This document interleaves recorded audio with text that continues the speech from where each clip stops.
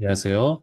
10-24 마태복음 20장 그리고 26장 누가복음 18장 또 마가복음 10장 그리고 14장 요한복음 12장 말씀 함께 읽도록 하겠습니다. 마태복음 20장 29절입니다. 그들이 여리고에서 떠나갈 때 큰 무리가 예수를 따르더라. 맹인 두 사람이 길가에 앉았다가 예수께서 지나가신다 함을 듣고 소리질러 이르되 주여 우리를 불쌍히 여기소서. 다윗의 자손이여 하니 우리가 꾸짖어 잠잠하라 하되 더욱 소리질러 이르되 주여 우리를 불쌍히 여기소서. 다윗의 자손이여 하는지라. 예수께서 머물러 서서 그들을 불러 이르시되 너희에게 무엇을 하여 주기를 원하느냐. 이르되 주여 우리의 눈뜨기를 원하나이다. 예수께서 불쌍히 여기사 그들의 눈을 만지시니 곧 보게 되어 그들이 예수를 따르니라. 예수님께서 길을 가고 계시는데 큰 무리가 지금 따르고 있어요. 근데 맹인 두 사람 길가에 앉았다가 예수께서 지나가신 다음을 듣고 소리를 지르는데 거기에 모여있는 그 어떤 무리보다 더 큰 목소리로 예수 그리스도를 부릅니다. 주여 우리를 불쌍히 여기소서. 다윗의 자손이요. 그러니까 무리가 잠잠하라 그래요. 너네가 무슨 맹인인데 무슨 뭐 어떻게 감히 너네가 예수님을 찾느냐라고 생각하고 있었겠죠. 근데 예수님께서는 32절에 머물러 서서 그들을 불러서 무엇을 하여 주기를 원하느냐. 눈뜨기를 원하나이다. 원하는 목적이 분명하게 있었습니다. 사실 예수님께서 그들의 원하는 거 모르시겠습니까? 그러나 입술로 이렇게 이야기를 할 때 예수님께서 그 모든 그 그들의 소원을 들어주셨습니다. 누가복음 18장 35절입니다.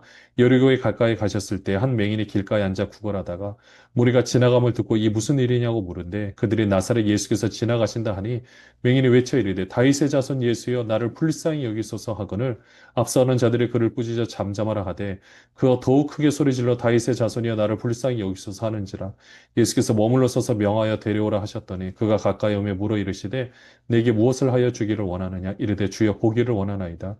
예수께서 그에게 이르시되 보라 내 믿음이 너를 구원하였느니라 하심에 곧 보게 되어 하나님께 영광을 돌리며 예수를 따르니 백성이 다 이를 보고 하나님을 찬양하니라.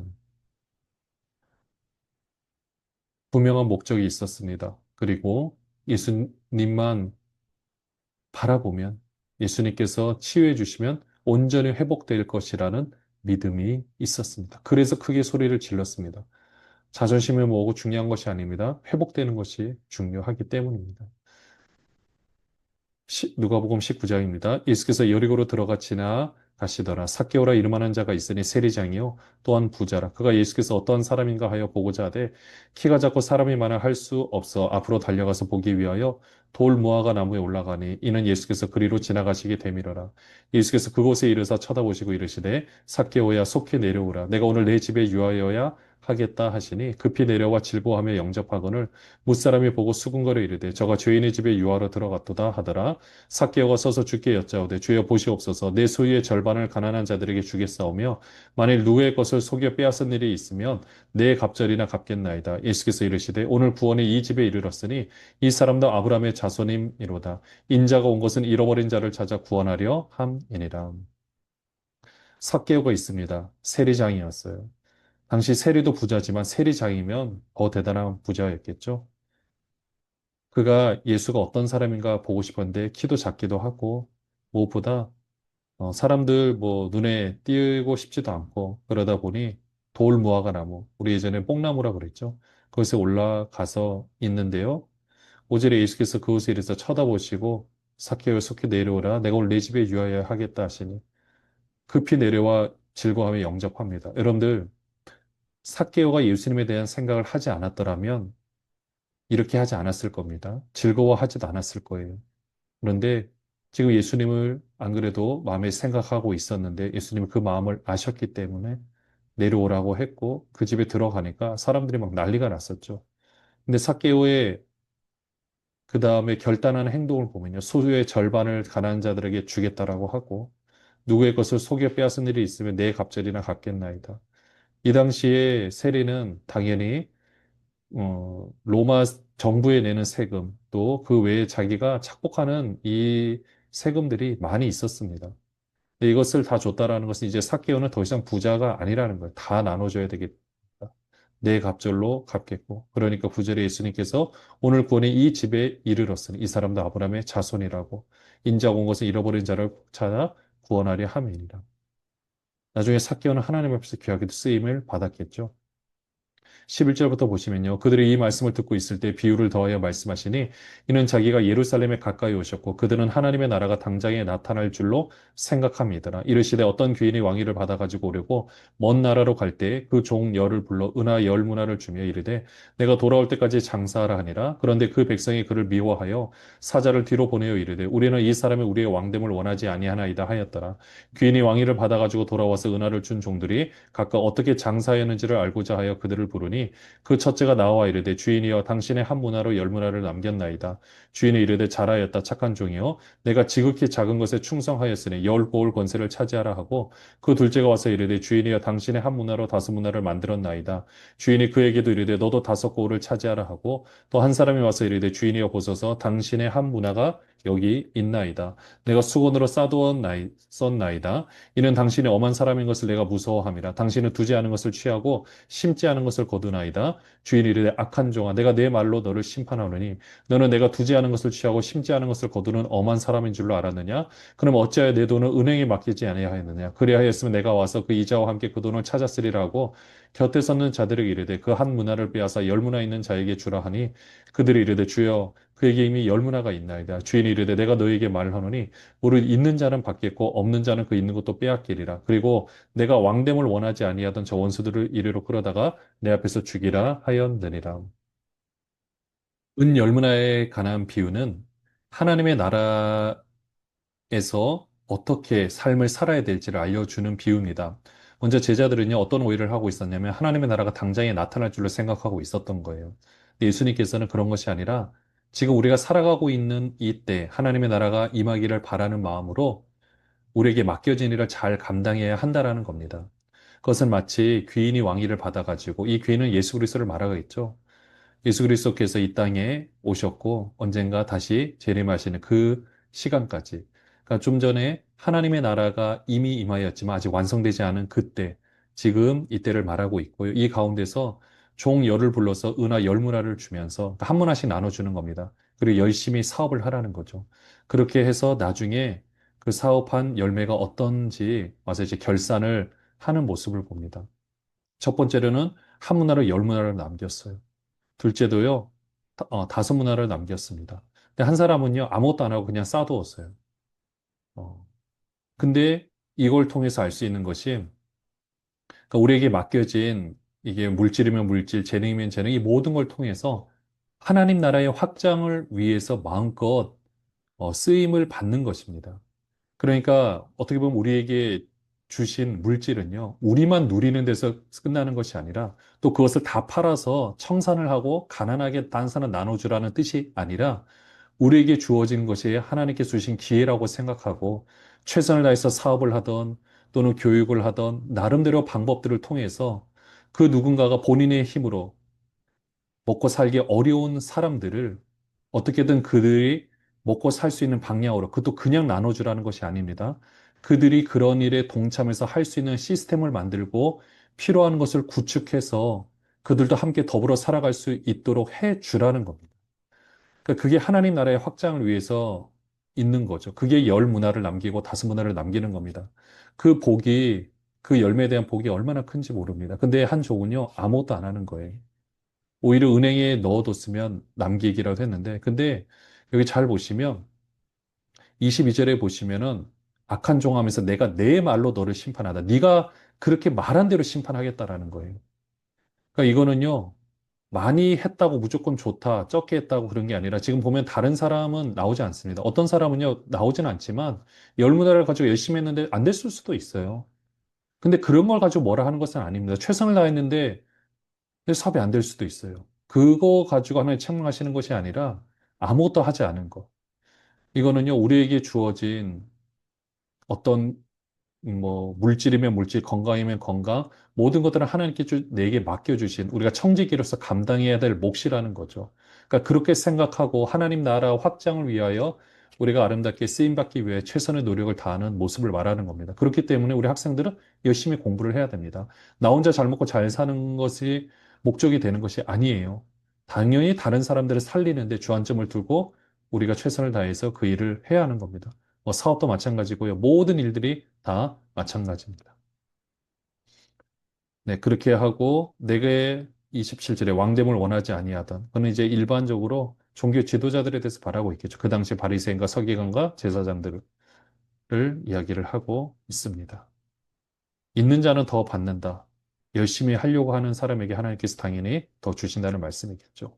마가복음 10장 46절입니다. 그들이 여리고에 이르렀더니 예수께서 제자들과 허다한 무리와 함께 여리고에 나가실 때 디모의 아들인 맹인거지 바디메오가 길가에 앉았다가 나사렛 예수시란 말을 듣고 소리질러 이르되 다윗의 자손 예수여 나를 불쌍히 여기소서 하거늘 많은 사람이 꾸짖어 잠잠하라 하되 그가 더욱 크게 소리질러 이르되 다윗의 자손이여 나를 불쌍히 여기소서 하는지라 예수께서 머물러 서서 그를 부르라 하시니 그들이 그 맹인을 부르며 이르되 안심하고 일어나라 그가 너를 부르신다 하매 맹인이 겉옷을 내버리고 뛰어 일어나 예수께 나아오거늘 예수께서 말씀하여 이르시되 내게 무엇을 하여 주시기를 원하느냐 맹인이 이르되 선생님이여 보기를 원하나이다 예수께서 이르시되 가라 내 믿음이 너를 구원하였느니라 하시니 그가 보게 되어 예수를 길에서 따르니라.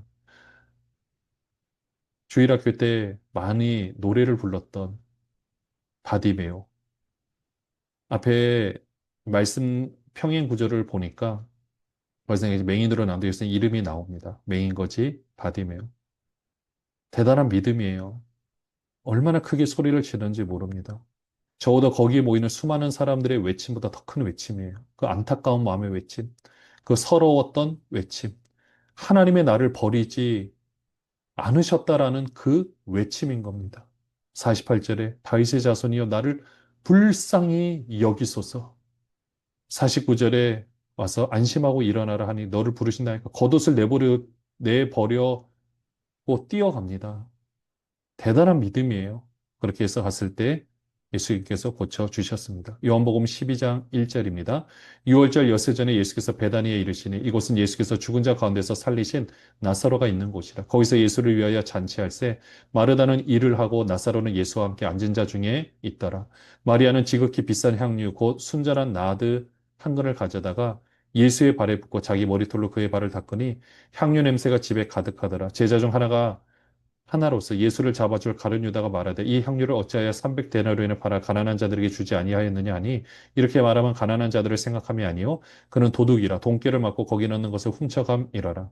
예수께서 이르시되 그를 가만두어 나의 장래한 날을 위하여 그것을 간직하게 하라. 가난한 자들은 항상 너희와 함께 있거니와 나는 항상 있지 아니하리라 하시니라. 근데 여기 보면은 죽은 나사로를 살리신 그 집에 이 마르다는 일을 하고 지금 마리아가 지극히 비싼 향유 나드 한 근을 가져가다 예수의 발에 붓고 자기 머리털로 그 발을 닦습니다. 이 모습을 보면 사실 향유는 머리에 부어야 되는데 일단 발에 붓고 또 머리털로 그의 발을 닦는다. 어떻게 보면 향유를 부으려고 했는데 뭔가 모를 정말 그 주님을 바라봤을 때 자신의 존재가 너무 초라하게 느껴지고 정말 아무것도 아니라고 느껴지고 정말 하나님을 배없는 그 심정으로 뭐 손이 떨렸던지 그렇게 해서 실수로 아니면 그 부어서 발에 흐를 수도 있고요. 그러다 보니 이것을 수습하려고 머리털로 닦는데 일단 이렇게 됐습니다. 근데 가룟 유다는요 향유를 어찌하여 300데나리온에 팔아 이것은요 그 전에 이 말을 한다라는 것은 예수님께서 항상 그 돈깨를 맡은 사람이 가룟 유다고 이 일을 통해서 예수님께서 어떤 일을 하셨는지를 또 볼 수 있는 대목이기도 합니다. 근데 결국 이 여자가 한 행동은 예수님의 장례를 위하여 그것을 준비한 것이 되는 거죠. 9절입니다. 유대인의 큰 무리가 예수께서 여기 계신 줄 알고 오니 이는 예수만 보기 위함이 아니요 죽은 자 가운데서 살리신 나사로도 보려 함이라라. 대제사장들이 나사로까지 죽이려고 모의하니 나사로 때문에 많은 유대인이 가서 예수를 믿음이러라. 네, 나사로 때문에 죽은 나사로를 살리신 그 사건 때문에 수많은 사람들이 막 여기 나사로를 보러 막 몰려들고 있는 겁니다. 마태복음 26장 6절입니다. 예수께서 베다니 나병 환자 시몬의 집에 계실 때 한 여자가 매우 귀한 향유 한 옥합을 가지고 나와서 식사하신 예수의 머리에 부으니 제자들이 보고 분겨 이르되 무슨 의도로 이것을 허비하느냐 이것을 비싼 값에 팔아 가난한 자들에게 줄 수 있었겠도다 하거늘 예수께서 아시고 그들에게 이르시되 너희가 어찌하여 이 여자를 괴롭게 하느냐. 그가 내게 좋은 일을 하였느니라. 가난한 자들은 항상 너희와 함께 있거니와 나는 항상 함께 있지 아니하리라. 이 여자가 내 몸에 이 향유를 부은 것은 내 장례를 위하여 함이니라. 내가 진실로 너희에게 이르노니 온 천하에 어디서든지 이 복음이 전파되는 곳에서는 이 여자가 행한 일도 말하여 그를 기억하리라 하시니라.